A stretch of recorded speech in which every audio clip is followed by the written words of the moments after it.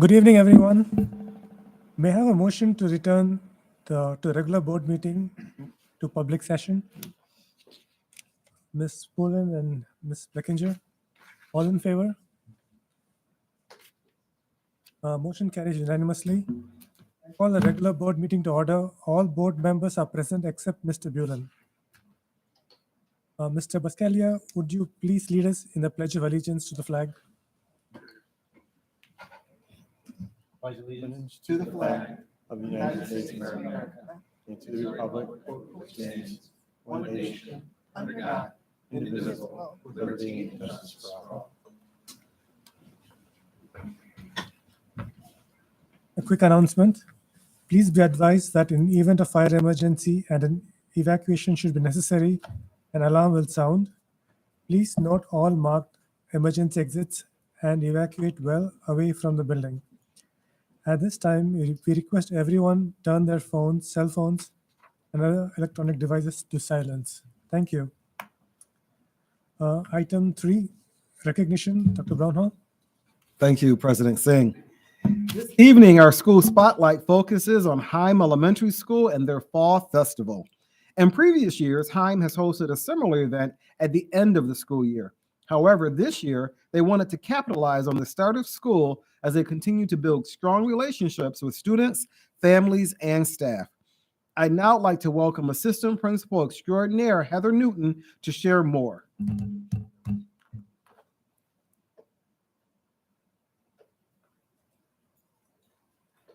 Hi, everyone. Thank you Heather. for having me. So our spotlight was on Heim Elementary. We were really excited, as Dr. Brownhall said, to change this event to the fall so we could kick off our community and build that community as a school with our students and with all of our families. It was a wonderful event. It was last week during that beautiful weather. We had hundreds of people. School of Rock came and performed during that. 400 pumpkins were donated and given away. Face painting. There was martial arts and kickboarding, and it was just really a great time for everyone to come together and build that community and just start the year off right. So I present our video for our fall festival at Heim Elementary. Thank you.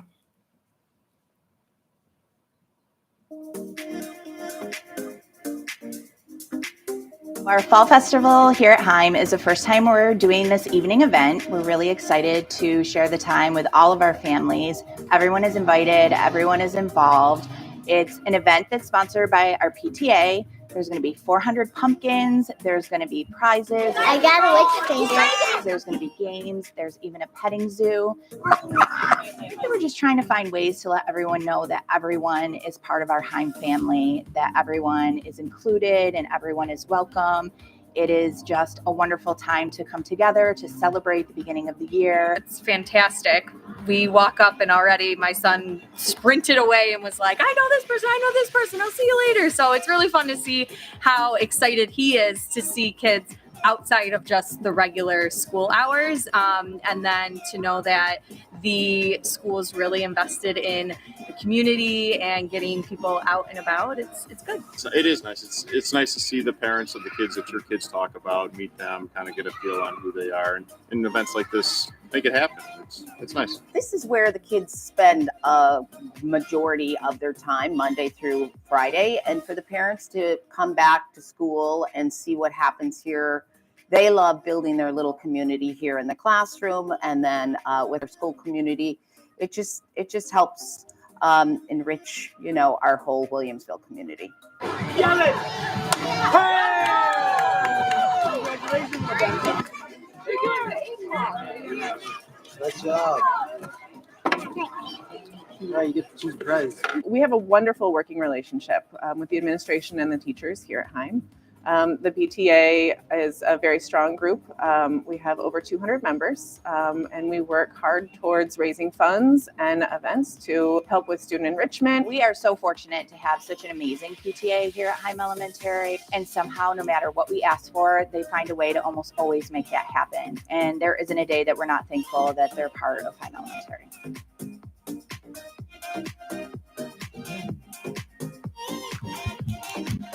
Heim Elementary. Next, academic excellence is one of the hallmarks of any educational institution. Tonight, we are fortunate to recognize one of our outstanding scholars who was one of several hundred worldwide to achieve an exceptional educational milestone. Angel Zhang is a senior at North High School, and in May, she took the AP Computer Science Principles exam. Not only did she receive a perfect score of 5, but she was one of 459 students worldwide to earn the maximum score on each portion of the exam. Wow. I would like to recognize and welcome Angel, her teacher Julie Johnson, and Principal Bob Caniglio.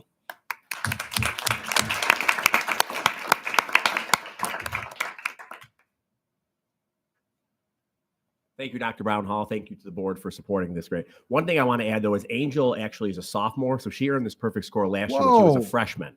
Wow. Okay, so we're incredibly proud. I'm going to turn it Sophomore? over to Ms. Johnson to speak a little bit about not only what Angel has done, but also just the course itself, because this is such an incredible achievement. So the course is AP Computer Science Principles, and you get to solve problems through algorithms written using code. You get to be creative and collaborative with another student or students to come up with a program to solve a problem. So Angel wrote a program to simulate the game of 24. You're given 4 numbers, and you had to come up with operations to make the numbers equal 24. So not only are you playing a game, but you're also practicing some mathematical skills. So Angel coded it. She created a video of it running and had to write about it. In the program, she had to create an abstraction using a list or data that had sequencing, selection, and iteration. Angel's was well written and received the highest score. Wow. On top of that, we also looked in the course at computing innovations and systems like the internet, as well as the impact of computing. So that, along with the programming component, made up there was a multiple choice exam along with the programming component, and Angel aced the multiple choice exam. So congratulations to Angel for her perfect score. And just lastly, I want to add that it was one of 459 worldwide, but 167,000 students took this exam worldwide. Whoa. So I'm not she could probably tell you right now what the percentage is. I think it's below 0.3. I mean, it's amazing what she accomplished. And she still has 3 more years at North, so we're very excited. So congratulations to Angel, and thank you all for supporting this. Thank you. Can we get a picture over here? Can you get her mom too? Pictures. Yeah, Mom also. Yes, please. How awesome.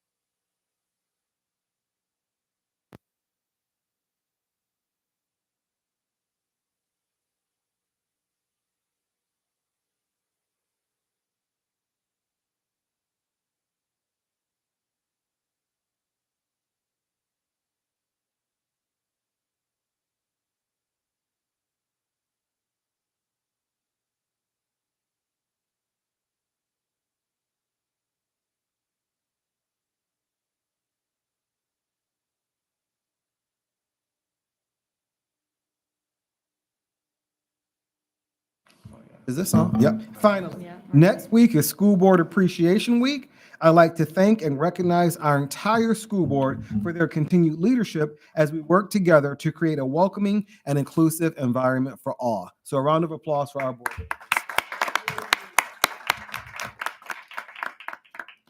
Thank you. I turn it back over to you, President Singh. Thank you, Dr. Brownhall. Are there any other board acknowledgements? Okay. The next item is public expression, and it appears that nobody has signed up for today's public expression. So we're going to the item after that, which is the external audit presentation. Dr. Brownhall. Yes, I'm going to turn it over to our Chief Financial Officer, Tom Matursky, to introduce our partner, our manager from Drescher Malecki. Thank you, Dr. Brownhall. Today, Mr. Jared Peckert is going to be providing an update to the board on the annual external audit. Mr. Beckert also met with the audit committee earlier this afternoon to go over the same. So I will turn it over to you. Thank you. All right, thank you. Thank you for having me. Thanks for your time. So I'm going to be going over the Williamsville June 30th, 2023 audit. I have a short presentation. I'm going to go over the products of our audit, as well as some of the financial trends from the previous year. So on the first slide, the basic financial statements, that's our main document that we produce. Within it, you're going to find 3 different opinions. That's the main reason we're brought in, is to review financial information, provide our professional opinion over its completeness or reasonableness, is a phrase we like to use. The main opinion is on the financial statements themselves.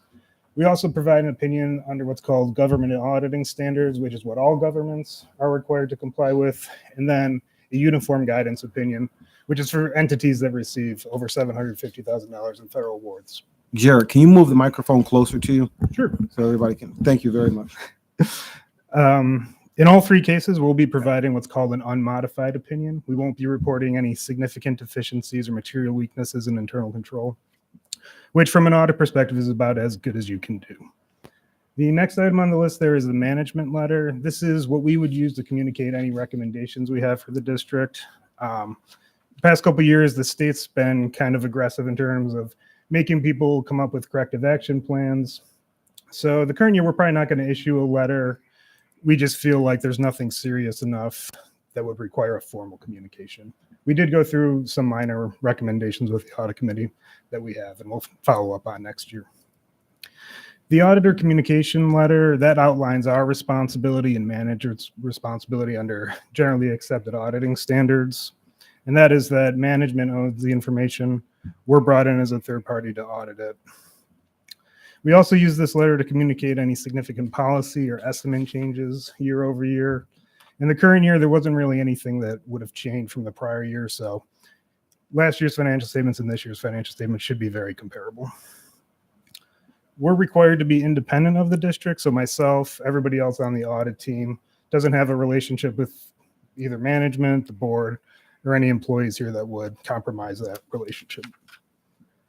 If there were any conflicts between us and management or any disagreements on an accounting treatment, we would be required to communicate that as well. We didn't have anything like that. We believe we got full open access to the books and records of the district, and we didn't have any disagreements. The last item there is the extra classroom activity report. This is a cash-based document that just shows the ins and outs of the school district's clubs. Here again, we'll be providing an unmodified opinion, no material weaknesses or significant deficiencies. So this slide just shows the basic revenue transfers in, expenditures transfers out within the general fund. The blue line there is your revenue. As you can see, it kind of increased pretty substantially from the prior year. Last year was about $203 million. This year, about $216. So roughly $13 million increase. That's primarily due to additional state aid, in particular lottery and the basic formula. There's also some increases in sales tax collections, as well as interest earnings really increased substantially from the prior year. Expenditures, the red line there, dropped by about $3 million from $208 million to $205 million. This is primarily due to less transfers out related to your ongoing capital projects. Your overall kind of instructional expenditures increased a little bit, just kind of along with inflation as well as some salary increases. So the net result of that is your change in fund balance. Overall, total fund balance increased from $78.3 million last year to $89.6 million this year. We break this down between what we call an unrestricted and restricted portion. Your restricted portion is about $74.2 million. Roughly half of that is your capital projects reserve. There's also a retirement and employee benefit reserve that makes up about another $25 million.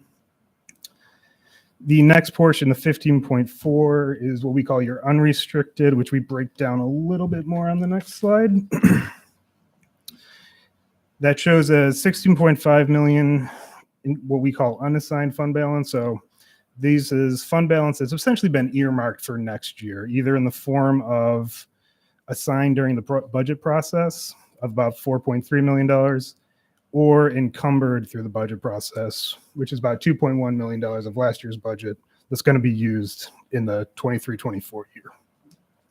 The final amount there, the $8.9 million, is your unassigned, and this is essentially your piggy bank, your money that can be used at the district's discretion.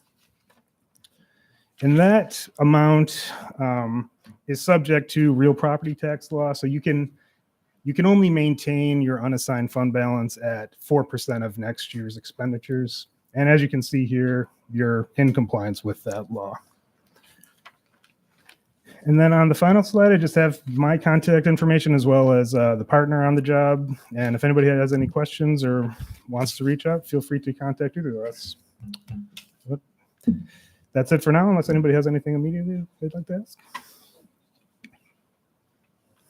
Well, just a comment as a member of the audit committee that, and to Tom and all of us who are involved in the financial aspects of the district, that the district is in a good financial situation. The objective data you've gathered kind of shows that, and so we're good to go. Yeah. I'd just like to add, as a member of the committee, along with Mr. Biscaglia and Dr. Singh, you say the magic words that a committee wants to hear from an audit: no material weaknesses or deficiencies. Right. Yeah. And we're in a position that is almost enviable for other districts. I think it's the lines you want to see. Revenues going up and expenses kind of flattening, not really going down a little bit, really flattening.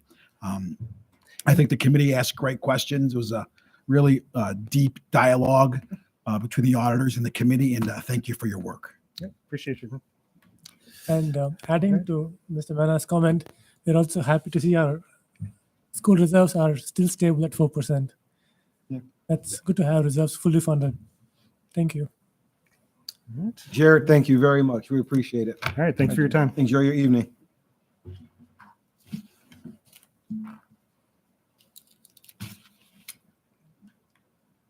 Oh, okay. My turn, right? Yep. All right, so we'll go right into the community update. Thank you very much, Dr. Singh.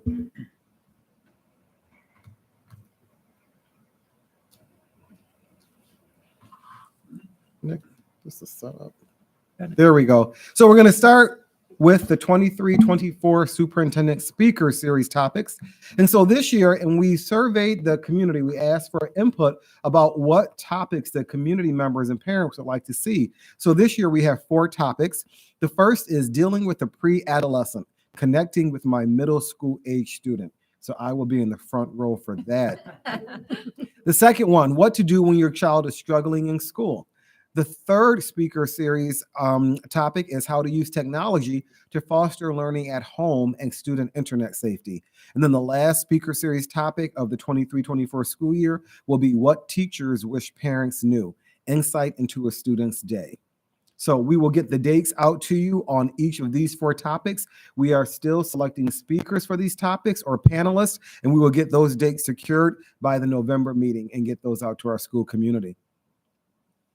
The Raptor Visitor Management System. So this has been an ongoing topic in our community update over the past few months. So we are implementing the Raptor Visitor Management System so that when any visitor to our school building comes in, they will have to have a government-issued ID card that is then fed through our Raptor Visitor Management System, just so that we can better manage any visitors that are in our school buildings.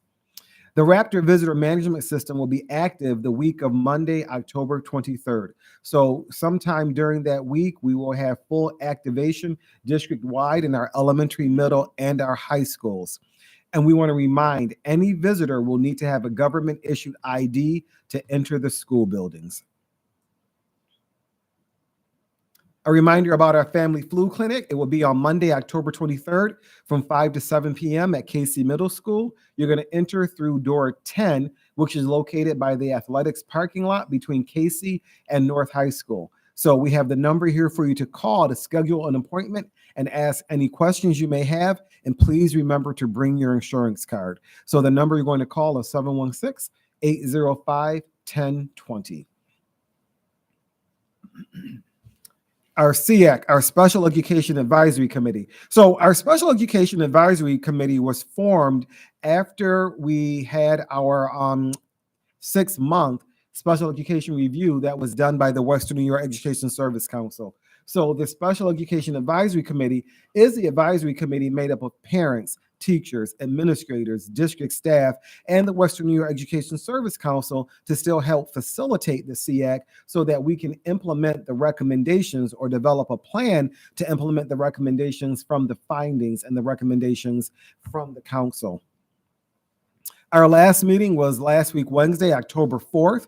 And so we are currently in the process of prioritizing those recommendations, realizing that this is a process that may take several years. I believe Tony Day, the executive director of the Western New York Education Service Council, when he came to present the findings and recommendations, he said some of these recommendations may take up to 5 years. So it is a process. We want to make sure that we are very thoughtful with how we're going to implement the recommendations so that they are sustainable for years to come. Some of the recommendations we are already putting in place. For example, you may have already seen we've posted for another director of special education. So that will increase the manpower we have in the special education department. We have already begun work under the leadership of Dr. Balin for our response to intervention program in the district, working along with principals and assistant principals in our district to make sure we document that. Assistant Superintendent Scanzuzo and his team has already offered professional learning for teacher aides and assistants over the summer. We will continue to do that this school year and then have special education teacher training on our staff development day in March also. Our next meeting will be Monday, November 6th at 4:00 p.m. where we will, isn't that alliteration, the 3 W's? Yeah. Where we will continue to work on all of our recommendations and develop timelines for many of the findings and recommendations from the Western New York Education Service Council. Communications. So as you all know, the final phase in our district rebranding is our new website. So the contract with Final Site was finalized on October 1st. The district did an initial intake survey and has been assigned a project manager. Our first scheduled meeting to review the scope of our work is October 24th. Our target goal is to have a new website ready by spring, around the March-April timeframe. We will have a communications meeting coming up along with the website subcommittee meeting. We will get those dates posted, and when they are finalized, we will put it in this document in board docs, and then Nick Filipowski will have a separate communication to the communications committee. Also, our buildings continue to post information and updates on their social media channels, such as X, formerly Twitter, and Facebook. For building-based questions, please don't send direct messages to those platforms. You want to contact your building by email, Wixmail, or phone. Last but not least, in the communications area, the Digital Resource Survey, which used to be the Digital Equity Survey, is available for families with students in grades K to 12 to complete on Wix. So we ask that you please complete that survey for each student in your household. And the Amherst Youth Community Coalition Survey for youth programs and activities is available for high school students grades 9 to 12 to complete on Wix. The survey is voluntary, but it does help the town of Amherst decide what new programs and support students may need. So the district is not collecting the results of the survey, but will receive results of the survey. But this is really to help the town of Amherst know what students in high school need and that the town can help supplement. And that's the community update for October 10th. Are there any questions, board members? Vice President. I know that there have been parents that have asked if passports can be scanned with the new Raptor visitor system. Do we know if we have an answer to that? So it's funny Cards. It's funny you should ask that. Next is cards. We haven't gotten an answer yet. Passports now come with a passport card, which is scannable in Raptor. There is a feature in Raptor that we may be able to enter the passport information manually, but we'd encourage everyone to have their passport card. Thank you. The thing is, non-US citizens don't have passport cards.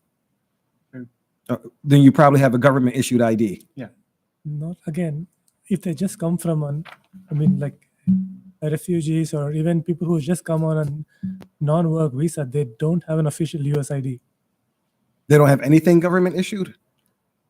All right. So for individual cases, contact your building principal. We'll take individual cases and we'll talk with Raptor about that. But I can't imagine that that'll be on a wide scale, right? It might be one or two here or there. So if that's the case, we'll work with the principal of that building and we'll work with the Raptor visitor management system to figure out what we need to do for those parents or the individuals that have that situation.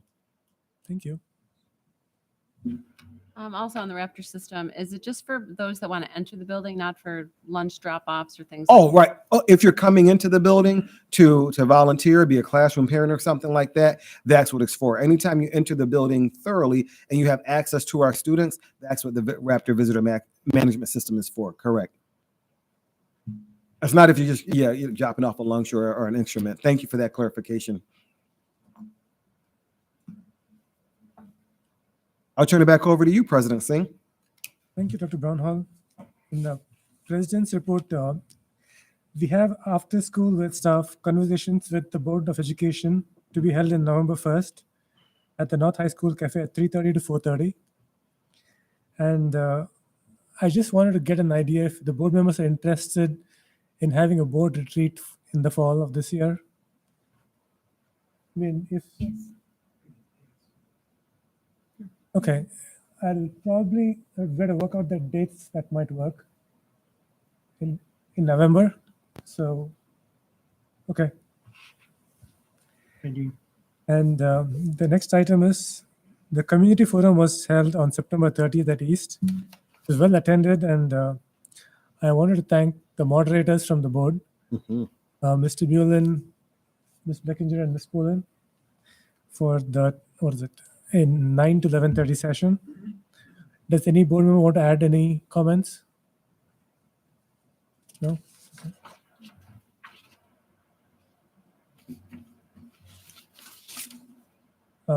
Moving on to items 6B through H. We have a Policy Review Committee 7000 meeting on October 25th. ECSB and NISBA items are in board docs.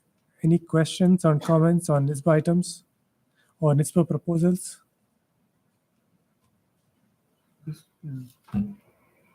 Ms. Kazmirak Bogner is our voting delegate, and for NISBA proposals, do you have any comments? Yes, thank you. As the NISBA voting delegate, the voting happens on Monday, October 16th, and I'm planning to vote in favor of the proposed resolutions recommended by NISBA's Resolutions Committee for adoption and against those not recommended by the Resolutions Committee for adoption, unless the board has a different request. And also just wanted to bring up the Amherst Central School District asked for our support on their potential late resolution, which was to amend ML Section 1 to expand the types of investment options available for school districts to provide similar investment options as those available to New York City and counties under current law. So I just wondered if anyone had any thoughts on either my current voting plan or on support of this late resolution. Ms. Bull? You can go first. Go ahead. Thank you. What we're voting on, or what the proposal is to give, if I understand it correctly, school districts the option to do something different with their investments. Again, it's an option. It's something, on the surface, I wouldn't recommend that our school district do. It's very complicated. And then whenever you talk about an opportunity for better interest returns, there's an opportunity to lose interest. These are complicated products. But again, I am not in favor of tying another district's hands on what their school board feels. Although if it goes bad, they may ultimately tie our hands to their bad decisions if they really lose a lot of money on this endeavor. But I am not against giving somebody the option to pursue this. And just for clarification, the resolution is only for NISBA to advocate for this at this point, so we don't even know if it will go any further than that. But thank you. Ditto. I was just gonna say, I feel, you know, speaking with administration here in Williamsville wouldn't be the best interest for us, but again, you know, ultimately it's district's own decisions to make these. So, you know, I don't, as Mr. Manis said, I don't want to hamper other districts if that's something they would want to look at. Yeah. Okay. You know, and this is just for you, you know, having been a voting delegate for a number of years, many of these things are just opportunities that specific districts would like to see for themselves. That can have an impact on other districts.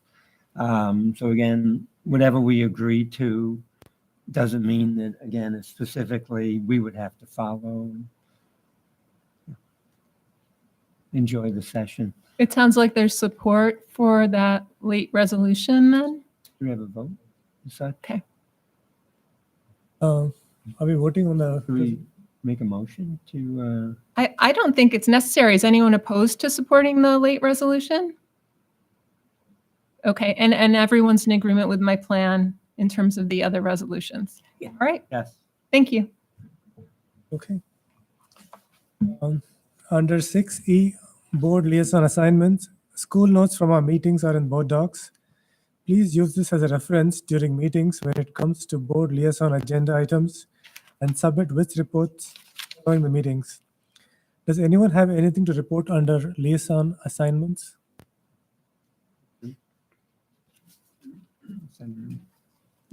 At the last board meeting, board member Manna brought up the possibility of having a second public session, public expression listed in the agenda item. So would anyone have any comments or ideas on that? Well, if I can just speak on my own idea, well, it's really not my idea. I mean, the board used to do it, have a second public expression. I've been on other boards that allow a second public expression. Some school districts do one, some do both.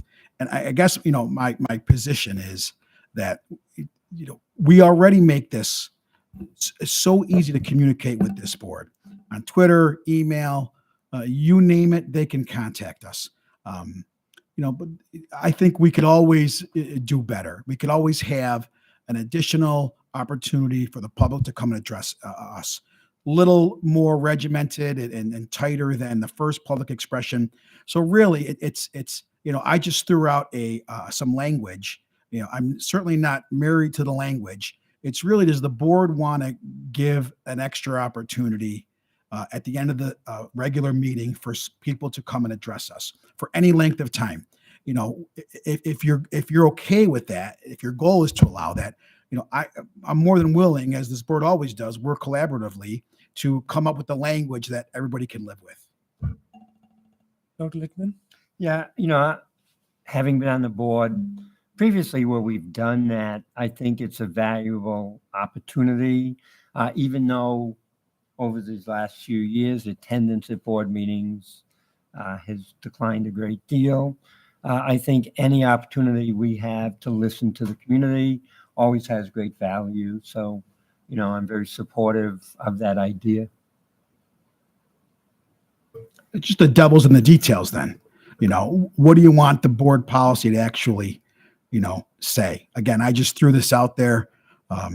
Other members of the board, if they want to take a stab at it and come back with a different language, and I think between all of us, if the will is there, we can get it done. But if there are not 5 votes to add another public expression, then, you know, I don't want to belabor the point.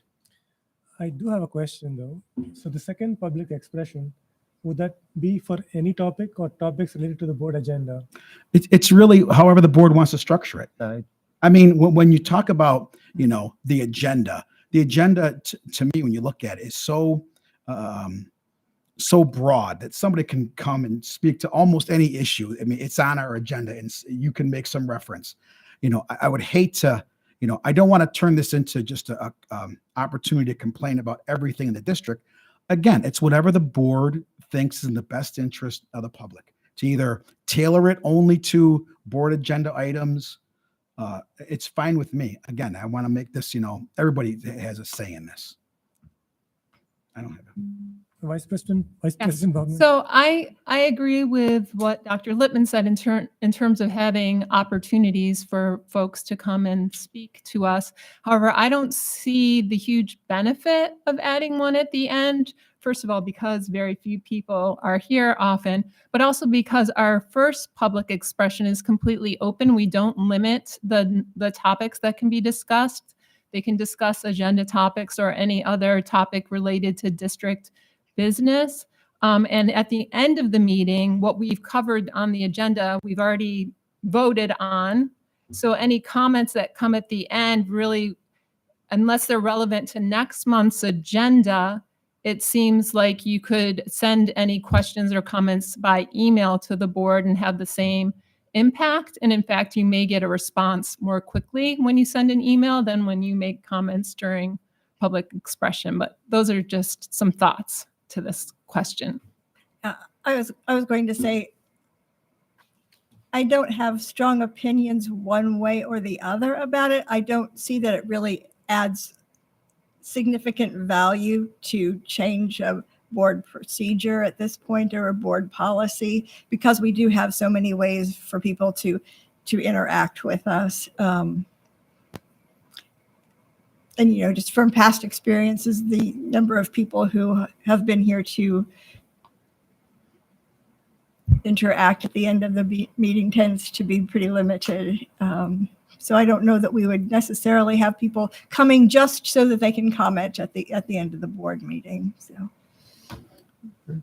Dr. Spicer? Yeah, I would just offer, echoing a lot of what folks have said, I would offer that if we choose to do this, to keep the same parameters for decorum and the time limit, et cetera, if we do this. And, I am curious about, Mr. Manna, if you base it off of benchmarking on other districts, or if there was a community request for it, kind of how it came about. Well, I looked at, what other school districts do. And again, some do one at the beginning or one at the end. And even this school district, I believe, used to have the two, one at the beginning and one at the end. So when we talk about not changing a policy, the policy was changed. We went from 2 to 1. And I'm suggesting we go back to the 1 after the regular meeting. So the benchmark is the Amherst Town Board does 2, one at the beginning and one at the end. And in that situation, they allow, even if you spoke at the first one, they allow you to speak at the second one. I'm suggesting we don't allow speakers to speak twice. And, I know we have, and listen, what the speakers, what my board members have said, are completely valid. I get their position on does it add value? I look at it as, look, does someone in the general public thinks it adds value to them? If they can't make the first public expression and there's something they really want to get off their chest, there should be an opportunity for them. And they're so busy with their time, it's hard to get here at 7:01 and sign up and express themselves. If they want to come later in the evening and it works better for their personal schedule, the opportunity should be there. Now, knowing that we have very little, recently very little, even public expression at the first opportunity, if nobody comes for the second one, there's no harm to the school board. But again, it gives the opportunity to the public who may want to come. And like I said before, we used to have 2. We went to 1 because I think it got out of hand for a while during COVID. So that's why part of the justification was to go to 1. Now things maybe calm down. Let's give it another one. Let's give it a try because we can always change it. Are there members of the board who were on the board when that policy was changed? Dr. Lippman. Can you kind of share that? Go for it. My recollection of what happened is we had a board retreat that summer, and through discussion that happened at the retreat, we asked our lawyer to look at the policy and to make some recommendations about changes to that portion of the policy. And those were the outcome of that conversation. And some of it was, you know, in terms of COVID and difficult years, a lot of things that, you know, people were getting things off their chest that ultimately, you know, state decisions, not board decisions, and wasn't helpful at the time. You know, it just added to stress almost more than anything. But in terms of changing it back, I mean, as a single board member, I'd be okay with it. It's just another opportunity for constituents to talk if they wanted to. You know, and I think the part on time, I mean, that matters. You know, thinking myself, if I wasn't a board member, I mean, my wife, who at least she complains to me enough, but she's at home with kids and doing things like that. So it does give opportunity for different timing if people do need to come in terms of that. I think Mr. Manna had a good point with that. So I would be okay with it. I mean, ultimately, if there's no one to hear to speak, it's going to be the same as meetings have gone. Mm-hmm. If there are or things that they have to discuss, it gives them just another opportunity.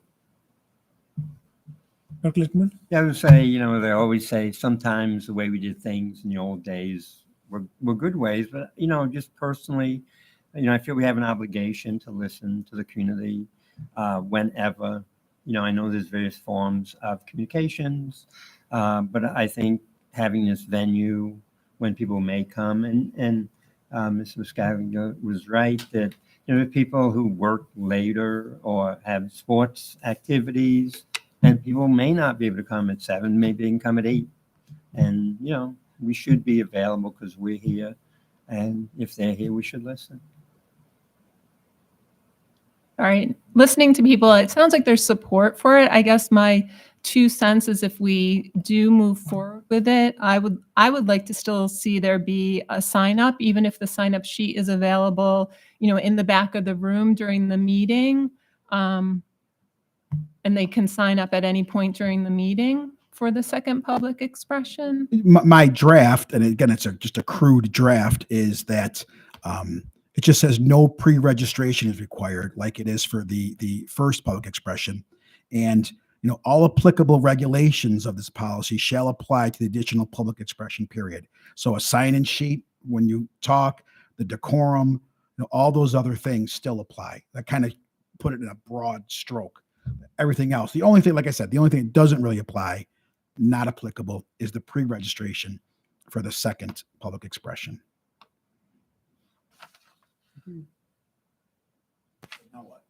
I guess we can work on the details, but I don't see any opposition to having a second public expression. So now what? Dr. Mena, would you like to? You would have it submitted to the board clerk as amended policy, and it could be tabled at the November meeting and then adopted at the December meeting. Would we have to have a lawyer attorney look at that too? No. Not needed. No. For something. It's our rules. No, For something. just a modification. The meeting rule, it's not a. Yeah, it's not a. And correct me if I'm wrong, District Clerk Carrie. First reading, November. Yeah. Yep. Okay. Sounds good. We'll see this on the board next month. It'll give the board enough time to massage it and work back and forth on what you want the final language to be. Okay. Thank Thank you. you for that discussion. Moving ahead, we need liaisons for the board goals. Would any board member like to select a goal to monitor? For Dr. Littman? Yeah, I mean, I've done historically teaching, learning, and leadership. If that's still available, I'd be glad to do that again. Lynn? Okay. Ms. Blackinger? I'd like to do again wellness, community, and sustainability. Savannah? I thought I was on the communications already. No, this is the board goals that we've set up in the last meeting, and then we have one board member who monitors the goals and Yeah, well, if I'm on the communication committee, can I be the one who monitors myself on the communication goals? I would, excuse me, I would do diversity, equity, and inclusion. Okay. We have one more board governance. I was apparently pre-assigned to that, Okay. which is fine. But I did want to say, in my experience of monitoring the goals, what I do is look at the agenda each month and keep track of what is on our agenda each month that is related to that goal, and actually keep track of it month to month, so that when it comes time to report out on it, you already have all that information and don't need to go back to look to see what we've covered in previous months. So that's the advantage of assigning people sooner rather than later, so that we don't have to look back at too many previous months. Great idea. Thank you. Thank you. Does anyone wish to discuss the correspondence we received? We actually got correspondence regarding East Homecoming, I think, which we had a discussion in the community forum, and driver's education program. Okay. Moving ahead, under agenda items 8 through 12, minutes, personnel, business, and finance, exceptional education, special needs, and student activities, and district facilities and support services. May I have a motion to approve the agenda items 8 through 12 as presented? Mr. Mena, Ms. Blackinger? Any discussion? All in favor? Motion carries unanimously. At this time, I would like to congratulate the newly appointed Assistant Principal for Transit Middle School, Caitlin Perino.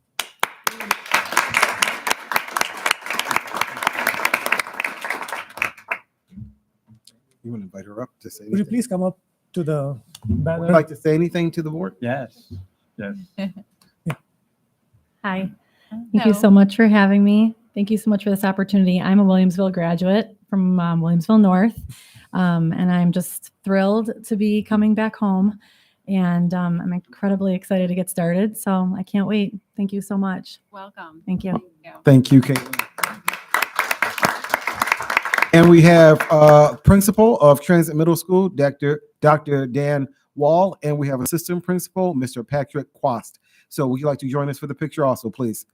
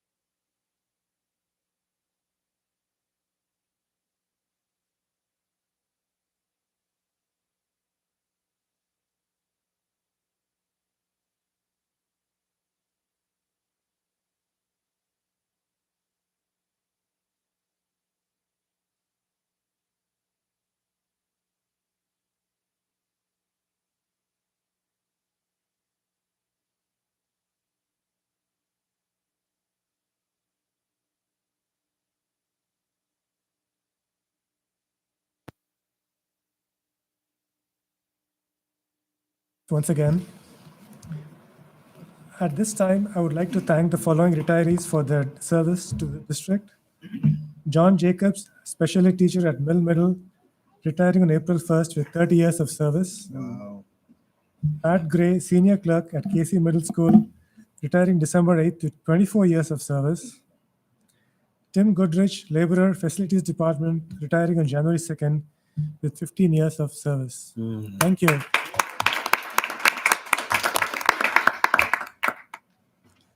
Under 13 policy updates, may I have a motion to leave policy 5661 on the table for editing and first reading at the November meeting. Is the Vice President Kaczmarek Bogner? Second, Ms. Pullen. Any discussion? This on 5661. Wellness, nutrition, and fitness. Yeah. Yeah. Oh, I have a Absolutely. comment. You know, I know that we talked, I think, Ms. Poulin had mentioned about the idea of adding mental wellness in all of this. And you always have great ideas, and it's a very valuable part. But I know historically this has always been sort of a physical wellness policy, and I was wondering about the feasibility of having a separate mental health policy, or versus adding it to this, which seems to typically focus on nutrition and physical education and activity, but less focused on mental health, which again, for all of us is an important issue to look at. So I guess my question is it feasible to just maybe have another policy and take that out of this one? We will probably look at that as legislation continues to move around the focus on youth mental health in general. Yes. My intent with this was just to change our understanding of when we talk about wellness, that we're not just talking about physical health, that wellness is all encapsulating. Yes. And so this policy does very specifically focus on nutrition and physical education specifically. And if you read what I suggested there, it's just looking at adding wellness and these components of wellness. So it doesn't really change this policy at all. It just reframes that as components of a total wellness. Yeah, I understand that part of it. I was just trying, and that's, I guess easier to put in than designing a whole new policy. But I guess since we do, We do have a policy. We have a policy that references mental health. There's also a 2018 document moving towards mental health guidance. So there'll be more coming down the way. But again, this was just a reframing of the word wellness to expand it beyond nutrition and physical education. and I guess since we do work with BOCES on policies, I don't know if, coming down the road, if they have a new policy just more focused on the mental health and well-being of students. And I don't know. They'll be cross-referenced. Okay. Yep, and there's talks of that, which Board Member Pullen alluded to.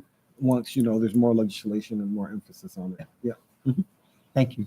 Okay, thank you. Any other comments or questions? All in favor? Motion carries unanimously. May I have a motion for the first reading of policy numbers 6121 and 6122?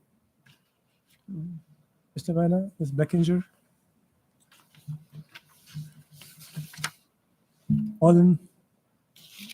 Any discussion? Okay. All in favor? Motion carries unanimously. Is there a motion to table policy number 6121 and 6122 for a second reading and adoption at the November 14th meeting? Dr. Spicer, Ms. Kasmerak-Bogman? Any discussion? All in favor? Motion carries unanimously. Moving on to item number 14, Committee of a Whole. Are there any matters under discussion under Committee of the Whole? None. Moving on, item 15 and 16, there are no instruction or legislative matters to discuss. Our next regular board meeting is on October 10th. May I have a motion to adjourn the regular board meeting? Mr. Manna, Ms. Poulin, all in favor? Motion carries unanimously. Meeting adjourned.